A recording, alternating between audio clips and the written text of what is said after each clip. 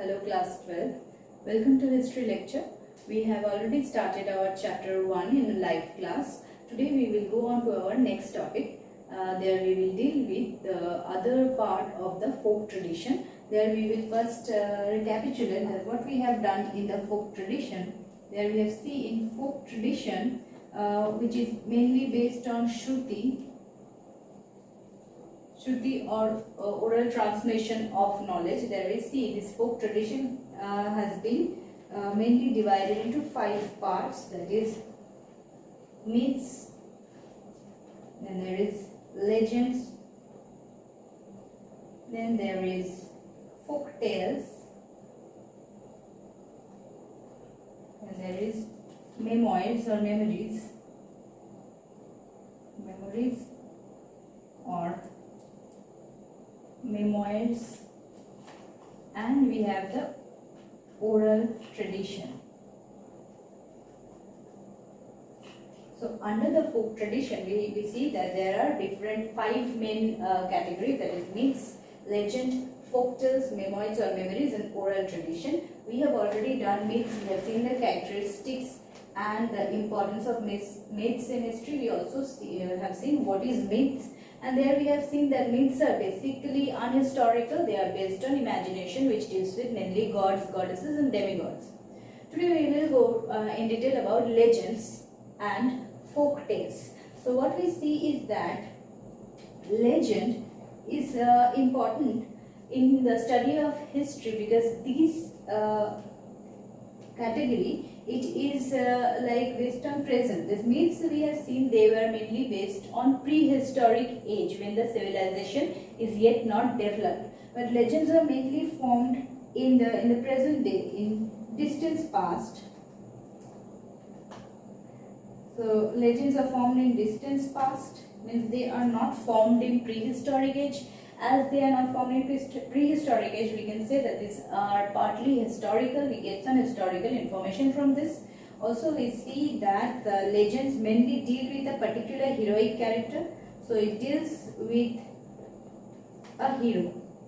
There is no god, goddesses or demigods or any imaginary supernatural character, but the legends deals with a hero. There is always a particular hero in legendary stories. So this also helps us to know about the heroic deeds of that person. So from the heroic deeds we can also know about the contemporary society or the contemporary situation. So from legends we see that another characteristic of legend is that it gives us an idea about the contemporary society. And we see that these legends are basically about one particular person who is the hero of the story, and this person's good virtues are inculcated in the story. So legends basically inspire the reader to inculcate the good virtues. So it gives an idea about the good virtues of the hero. The hero is always projected as somebody who is good, who is a savior, who is doing something great, and the reader or the people who are reading it, they are inspired to follow this legend, inspired to follow the leader. So thus we see the good virtues that are shown in the legends are very inspiring for the reader, and they help in inculcating good virtues in the reader. So what we see is that this gives us an idea about the contemporary society and the heroic deeds of the person who is the main character of the story. Also we see these legends, like a story of a legend can be formed just 20 years back. So we see these are not formed in prehistoric age. Anything or any character who has done something great just few years back can be projected or can be present as a legend in the story.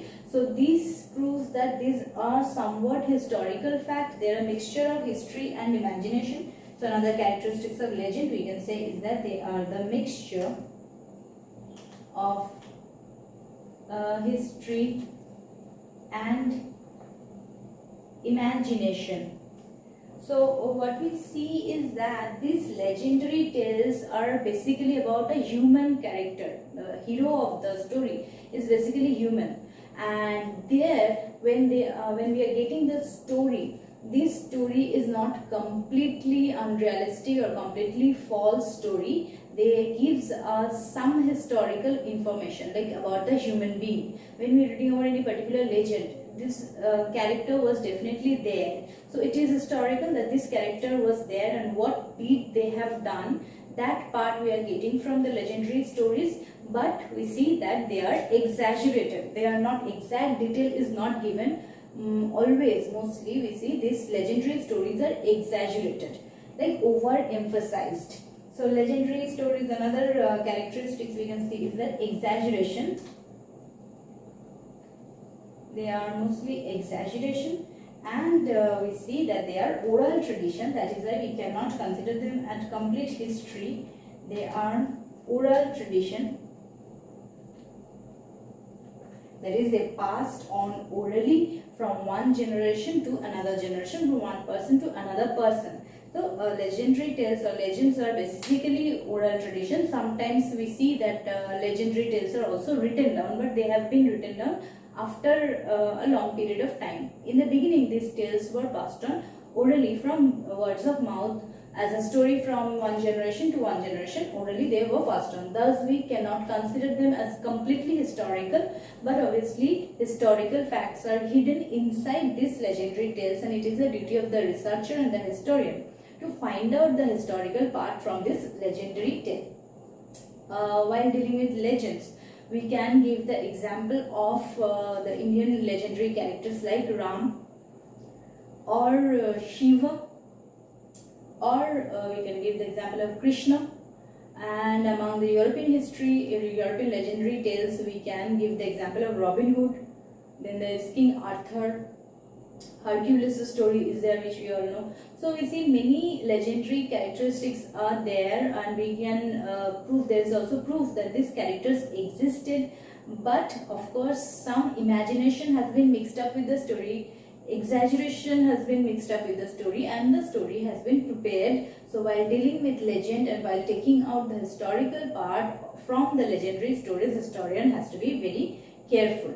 Now what we see, these legendary tales is the characteristics of legends we have seen, and from these characters we can actually find out why legends are important as a source of history.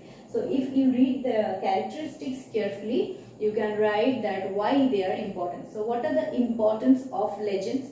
Now we'll see that the legends are important because they give us a picture of the contemporary society. That we have seen as a character, that legends give us a picture of the contemporary society. So that is why it is important, because we can know the history of the society, from what was the social condition, how the people used to live, what was the thinking of the people. These facts we are getting from legends, so it is important as a part of history. Also we see, we get to know about the legend, the heroic person about whom it is that information is given. So that is also important for the study of history. And we see that when we are reading about the tale of any legendary legend or any legendary tale, there we can see that not only we are reading about the character, we are also reading about the things happening around him, and what is written about the other people around that legendary person. So we get a complete picture of the social life of the people during that time, and the condition of the society during that time. And also we see the legends does not generally deal with religious matter. They are mainly about the heroic deeds of the legend. So that is why it is an important information for knowing about this legendary people who were there in the past.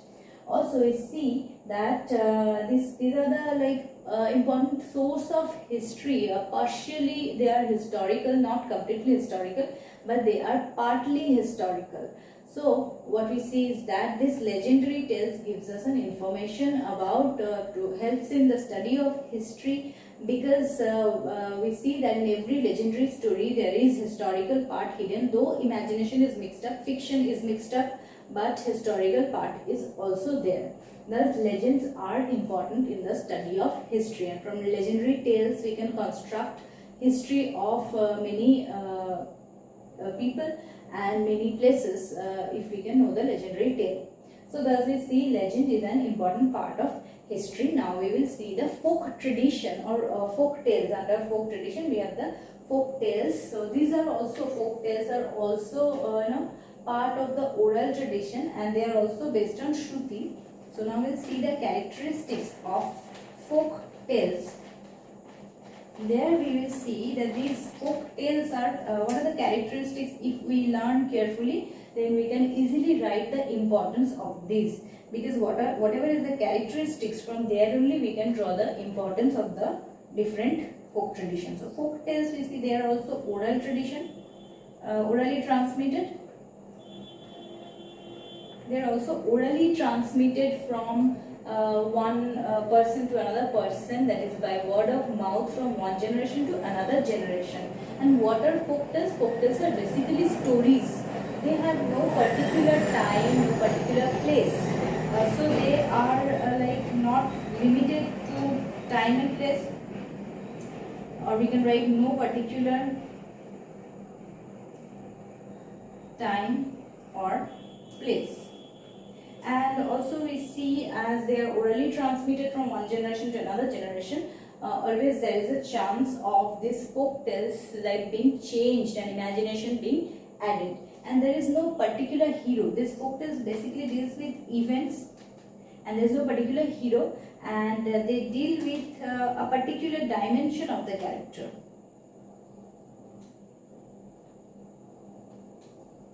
It is with the particular dimension of the character, means whoever is the main character, either his bad side is shown, that this person did so much bad and ultimately he got the punishment for doing such a bad work, or we see the main characters, all the good virtues or the good side of a main character is shown, that this hero or the main character of this story, he has so much good virtues in him. For that, how he is rewarded. So these are the basically, we see one dimension is shown in a character, either the good side of the character or the bad side. If the character is good side, then everything good is happening with him, everybody is helping him. If the character is bad, we see that bad thing is happening with him, or nobody is helping him, he is getting trouble. This type of projection is there. So we see that these are also important for development of morality among the people.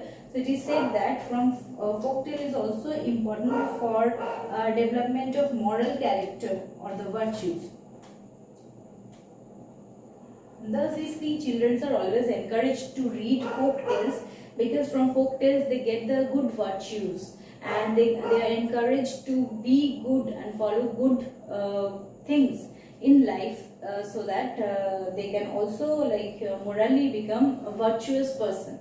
So folk tales are also, we see they are basically narrative. Folk tales are basically narratives, and they are they can be song, they can be poem, they can be stories.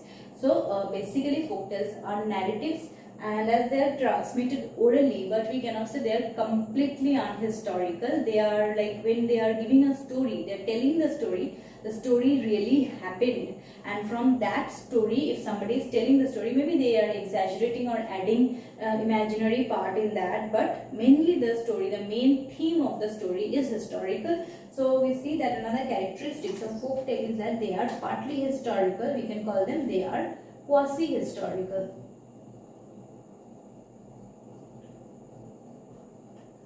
Quasi-historical means partly historical. Though whatever folk tale you read, you can't consider them fully historical. Everything that is written that actually happened in the Didian society, we can't say. But of course there is a part which is true. So that part historian has to find out and take as a part of history. So we can see that you must have read the Thakumar Jhuli, which is a very important folk tale collection of folk tales. And also we know for Rajasthan, we have the Annals and Antiquities of Rajasthan, which is a collection of all the folk tales of Rajasthan by James Todd. And there we see that many folk tales are collected, and this basically forms the history of Rajasthan. From these folk tales, the ancient traditional history of Rajasthan is formed. So why folk tale is important? Now we will see the importance of folk tales. From the character again we can frame the importance of folktale. So how folktale is helping in the study of history. Firstly, we see they give us an idea about the then society. What was the condition of the society? What was the condition and thought process of the people?